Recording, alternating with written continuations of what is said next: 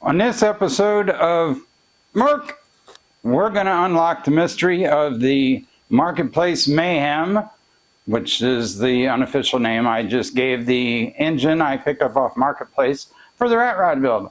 So, Tony, I know you've been interested to see what's in this motor. Here's your lucky day. We're going to decode this bad boy, and we're going to show you what we got. So, I'm going to take you off the tripod. So, here's what we're looking at.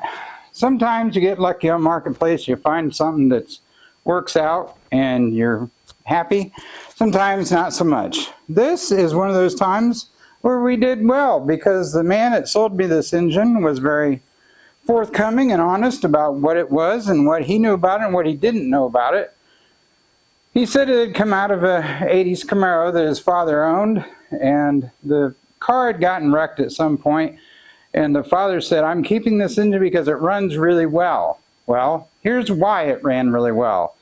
This is a late 80s 4-bolt block. These were used in trucks, vans, a lot of heavy-duty stuff. One of the good things about this is it has, and I'll show you the casting number, this has what we call a 532 crank in it, which, for those of you that don't know anything about crankshafts, this is a forged piece versus a cast piece. This is 1053 steel versus the aftermarket stuff you can buy that's 4340. So the critics are going to say, well, it's not as strong as, you know, a Scat or an Eagle or anything like that. But here's the good thing. We already own this crank. It came in the engine. So what's that mean? It means we're going to reuse it. I pulled the rods, pulled the mains. Actually, I haven't pulled the mains yet, but I pulled all the rods. And the journals, for their age, will need cleaned up. We'll go 10 on them probably to get them nice and clean, ready for new bearings. The block looks to be in good shape. I'm going to have it magnafluxed anyway. And then we'll take it 30 over to clean the bores up, which do look good. But I want to clean it up and put forged pistons in it. And what this is going to do is give us a good starting point that we can grow with. If you got a good 4-bolt block, you got a good crank, good rods, good pistons, heads are one of the things, camshafts another thing that can be upgraded down the road, and you can kind of just figure out what your goals are for the engine at that point. But a good foundation, just like on a house, a good foundation is going to give you plenty of life and no heartburn. So that pile of stuff there will not get reused. The magic ingredient in any engine, I'm sorry, let me put you back up here. The magic ingredient in any engine is what most people consider its heart is the camshaft. So camshaft in this particular engine, I used the magic of the internet and I looked it up. This is an Elgin cam, which it is stamped on the end with a part number and the word Elgin. This is an RV10H. An RV10H is a flat tapped hydraulic cam. It has an RPM range of 1500 to 4800 RPM. Duration in 50 thousandths is 208. Intake 208 exhaust. Advertised durations 280 split. Lift is the same, 434 intake and exhaust. Lobe separation is 111 degrees, and they say to install it 4 degrees advanced. So it would be, from looking at a stock camshaft, it would be an upgrade, and it would wake up an otherwise pretty boring engine. This had 416 casting heads on it, which are 64cc. They're small valve. They're like a 184 intake valve. I think a 165 runner. But they're okay. I mean, with this cam and those heads, it would have been a good little street motor for this setup. But it's not what I want to do long term. I've had the heads checked and cleaned. They are good. We're going to reuse them for now. And before the armchair quarterbacks get all fired up and start flaming me in the comments, here's the plan. I've got a good block. I've got a good crank. I'm going to throw some good rods. I'm going to throw good rods and good pistons at it. Now I've got a good base to work off of. Throw these heads back on it. We'll probably just put kind of a medium roller cam in it for now. And I'm going to put roller lifters in it because these are, aside from being a one-piece rear main block, they're also roller blocks. GM used these with a spider setup, and it was a weird deal. It had dog bones and a spider to hold everything in place, and they were okay. They weren't really great. They had their limitations because when you run a big cam with a lot of lift, your base circle gets a little small, and there was a chance of the lifter actually sliding out the bottom of the dog bone. So the rest of the known universe has used tie bar lifters, which tie the two lifters together so that the roller tip does not rotate in the bore. So tie bar lifters will be what goes back in this. We'll put a roller cam in it. I'm going to reuse the 416 heads only because I want to get this thing up and running without having to break the bank. Now, a good set of heads, like an AFR, you're probably looking 2,000 to 2,400. Brodix makes some good small block heads. There's a few other ones. I'm kind of picky about cylinder heads only because I think they're down to about 2 or 3 companies out there that have their own forges and they do their own forgings. A lot of the other stuff it comes from overseas and it's finished here. So the offshore castings, you can get variations in them. I've done a lot of research on flow numbers on the cheap import heads versus a name brand head of the same basic specs. There actually is a big difference in flow numbers. The offshore castings, a lot of them just don't have the finished quality that you really want as far as the intake runners. So you can limit yourself. You can get an aluminum head cheap, like now when I say cheap, $1,000 a set, assembled, ready to bolt on.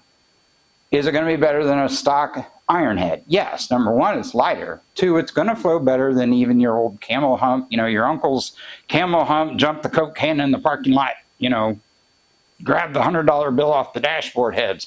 They're going to be an improvement over that, but they're not, again, they're not going to set the world on fire. My goal for this is I'm going to go one of 2 ways. I haven't decided yet. I'm either going to put a bottle on this and with a progressive probably run a 250 shot through it. Or I'm going to put a set of small twin turbos on it that they'll spool quick and they'll be fun on the street, but they'll still breathe enough air into this thing that I can feed it enough through a blow through that I can make 4-digit horsepower, which is going to be the limit of the block at that point. But I'm going to have a good base to work off of, so I'm going to throw it back together, use the 416 heads, get it running, driving, have some fun over the summer. Then I'll put a good set of heads on it next winter and we'll go through and we'll do a few upgrades. I just spent $1,700 on stuff that I wanted for myself. I'm getting ready to buy my new TIG machine. That's going to set me back $1,000, a little over. So I'm not going to just run out and dump a bunch of money into heads right now because the heads I want they're going to run me about $2,500.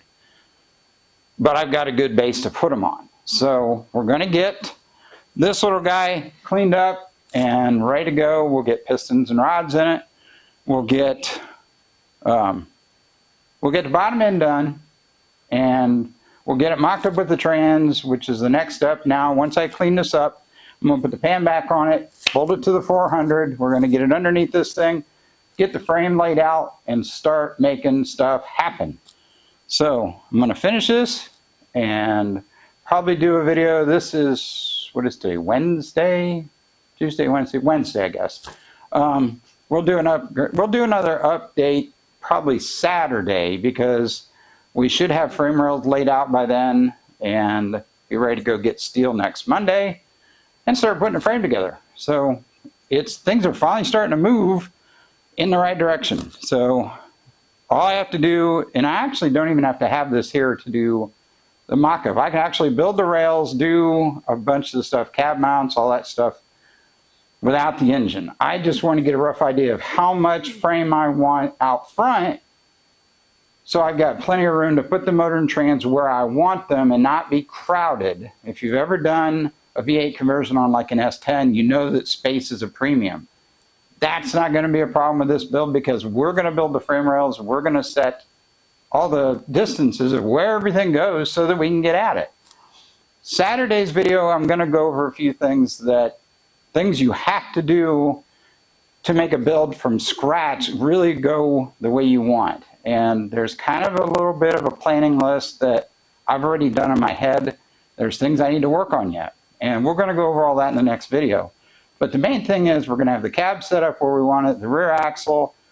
We're going to have dimensions so that we can start roughing in everything. We'll get the frame rails laid out, get them welded up, and then we just start mounting everything at that point. So anyway, Tony, this is what your motor is. It looks like it's going to be a good piece. It's going to live another life. It's going to be pretty happy, and I think your dad would have liked the direction we're going with it. I think it's going to be a really good it's going to be a good heart for this project, and we're going to have a lot of fun with it. So thanks for making me a believer again in marketplace builds, because a lot of times you buy something and you get it home and you end up, you got burnt because it wasn't what it was advertised to be, or, you know, whatever.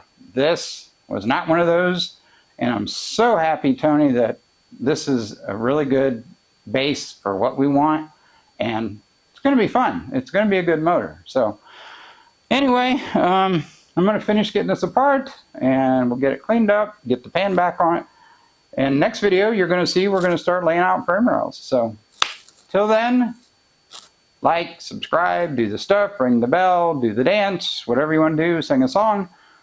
We'll see you guys soon, and next episode, you're going to see just a bunch of more stuff. So yeah, I might even make an intro for this channel because I don't have one, and I know everybody's supposed to have one, and you know, I am not a tech wizard. I build stuff, so I guess I need to work on this channel, you know, make it look presentable. So hopefully, you know, we'll see. Drop me, if you guys know a link to something that makes it easy to do editing, drop it in the comments. You know, if anybody knows any tricks to make a good intro, drop it in the comments.